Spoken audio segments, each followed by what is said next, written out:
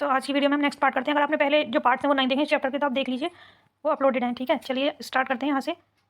He began to gather the raining petals in his hands, यानी कि वो gather means इकट्ठा करना चाहता था। क्या? जो रेनिंग पेटल्स थी, यानी जो बारिश की पंखुड़ियाँ थी या बारिश की जो बूंदें थी, वो उन्हें अपने हाथ में इकट्ठा करना चाह रहा था, जो बारिश की बूंदें उठती। ठीक है, but lo he heard the cooing of dogs, यानी फिर उसने क्या सुना?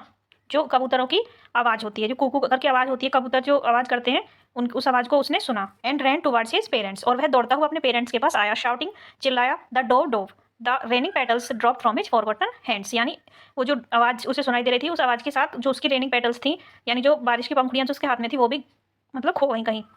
कम child come, they call to the child, यानी कि फिर जो पेरेंट्स थे उन्होंने फिर से उसको बुला लिया। ठीक है, जो बनियन ट्री मीन्स होता है बरगद का पेड़, यानी जो बरगद के पेड़ के चारों ओर दौड़ लगाते हुए, उछल कूद करते हुए दौड़ रहे थे, यानी बरगद का जो पेड़ था उसके चारों ओर दौड़ लगा रहे थे और उछल कूद कर रहे थे।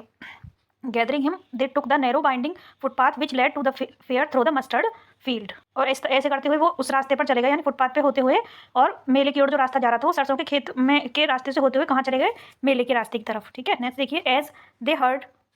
As they near the village the child could see many other footpaths full of throngs, जैसे ही वे कहाँ थे? नियर द विलेज, यानी गांव के पास थे। The child could see many other footpaths full of throngs, जो बच्चा था उसने और भी फुटपाथ्स को देखा, जो कैसी थी? फुल ऑफ थ्रोंग्स, यानी भीड़ से भरी हुई। थ्रोंग्स मीन्स क्या होता है? भीड़, भीड़ यानी भीड़ से भरी हुई। Converging to the whirlpool of the fair, यानी कि जैसे भीड़ की वजह से उसको क्या लग रहा था? वहाँ पे बहुत सारी भीड़ थी, तो यानी वो अब उसे ऐसा महसूस हो गया था कि वो मेला देखने आ गया है, यानी पूरा मेले जैसे बाहर से देखता हुआ आ रहा था वो, तो अभी वो पूरा मेले के अंदर आ चुका है। Converging to the whirlpool of the fair and felt at once repelled and fascinating by the confusion of the world he was entry, एक बार के लिए उसने ऐसा महसूस किया कि वो और वो बहुत ज़्यादा कंफ्यूज हो गया था उस वर्ल्ड को देखकर, यानी उस भीड़ को देखकर कि वो कहाँ पे आ गया है, यानी कि वो उस भीड़ को देखकर घबरा रहा था, भ्रमित हो रहा था, यानी कि वो घबरा रहा था कि वो कहाँ पे आ गया, कंफ्यूज हो रहा था उस वर्ल्ड को देखकर, यानी उस जगह को देखकर, ऐसा कैसे संसार में वो आ गया है। A sweet meet seller हॉक्ड gulab jamun, यानी जो एक स्वीट मीट सेलर था जो गुलाब जामुन बेच रहा था, वो गुलाब जामुन, रसगुल्ला, बर्फी, जलेबी, यानी जो हलवाई होते हैं वो ये सब बेचते हैं, तो वो इन सब के लिए आवाज़ लगा रहा था, गुलाब जामुन, रसगुल्ला, बर्फी, इस तरह से jalebi. At the corner of the entrance and a crowd pressed round his counter.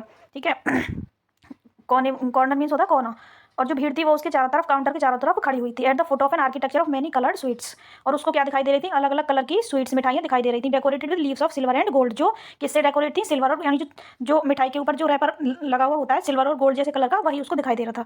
आप लोग ने खाई होंगे sweets. The child stared open eyed, यानी जो बच्चा था वो खुली हुई आंखों से उनको घूरता रहा। स्टेयर्ड मीन्स क्या होता है? घूरना, यानी जो मिठाइयों से दिखाई देती थी वो उनको देख रहा था, घूर रहा था उनकी तरफ लगातार खुली आंखों से। And his mouth watered for the barfi, और जो उसका मुंह था उसके मुंह में पानी आ रहा था बर्फी के लिए। That was his favourite sweet, क्योंकि वो उसकी फेवरेट मिठाई थी। आई वॉन्ट दैट बर्फी, वो क्या चाहता था?